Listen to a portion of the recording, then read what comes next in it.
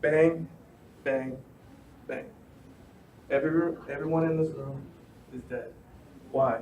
Because I felt that your life was not worth living for. Now, I take my own life. Bang. Now, the only person responsible for all your deaths is now dead. So I ask you, who should be held accountable for your deaths? Why? The person who said I was sane enough to own a firearm. Today, I'm going to tell you why we should ban not only firearms, but for those who are not sane enough to own one. And that way we should have a liability for everyone, who owns a firearm. And the solutions to the problem and the action steps we can take for the solution. Let's face facts. Firearms have changed over hundreds of years. We're no longer shooting muskets that shoot one-round bullets. We're shooting now firearms that can shoot up to 30 rounds per second.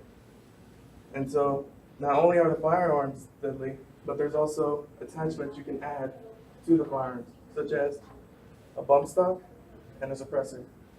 Now, as by the Washington Post, a bump stock is an attachment you add to the end of the gun behind it, and when you fire the gun, it shoots the gun backwards with a recoil and pushes the gun forward using your body momentum, thus putting the gun back into the bullets, and furthermore, keep repeating the cycle until there is no more rounds to go.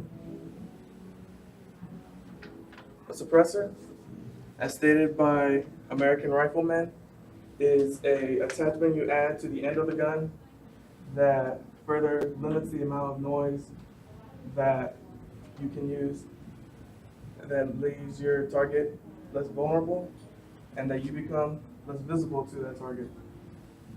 And I ask you that organizations tend to use these guns and use these attachments for insidious agendas such as school shootings, mass murder, and tend to often cause harm to innocent people and innocent bystanders for purposes to state a point or state a fact that their organization is the right one.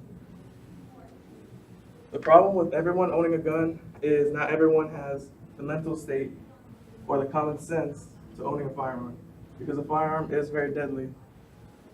As stated in the Houston Chronicle in 2013, at a Lone Star College campus, Trey Foster felt that his life was being in jeopardy by simply being pushed in the hallways. Thus, he took the lives of 4 people and injured many. So I ask you, why should someone who felt that his life was being endangered just by his mere push use a firearm to take the lives of 4 innocent people? And the reason behind owning a firearm, as stated by Polos 1, is because many people own a firearm simply out of fear. Fear for their lives, being endangered, being cut short, or just simply just fear out of their loved ones' lives being cut short.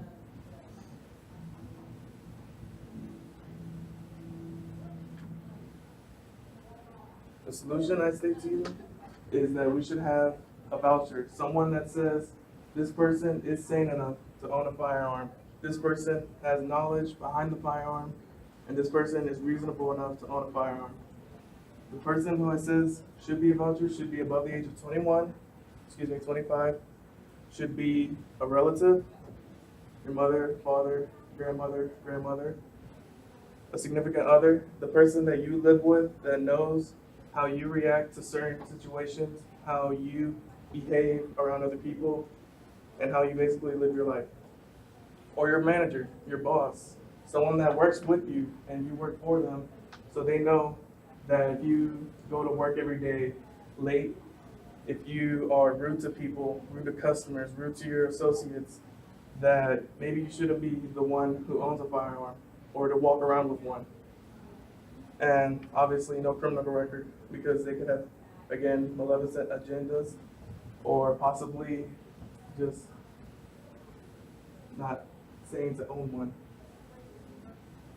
The action step, we need to get the idea out there. We need for our senators, our congressmen, and basically the politicians of this country to come together and say, look, we have a problem. We need solutions. We need reasoning behind why this keeps happening. And basically, we can go to our state senators first because, let me tell you why. When you hear guns and states, most likely you will think of 3 states, top of your mind: Florida, Alabama, and Texas. And so I tell you that if we can band together as a state and say, look, we know that there is a problem and we want to cause a solution, other states might get the idea, maybe this really is a solution, or maybe this could be a step to the solution. In my conclusion, ultimately, we can't get rid of guns. They are always out there, they will always be out there, and depending on who or what you want a gun for is up to you. But I tell you that, this statement: do you know someone who owns a firearm and you think to yourself, how can this person own a firearm if for the littlest thing they react to throwing a tantrum, throwing a fit, throwing just the most absurd way to react to a certain subject? Thank you.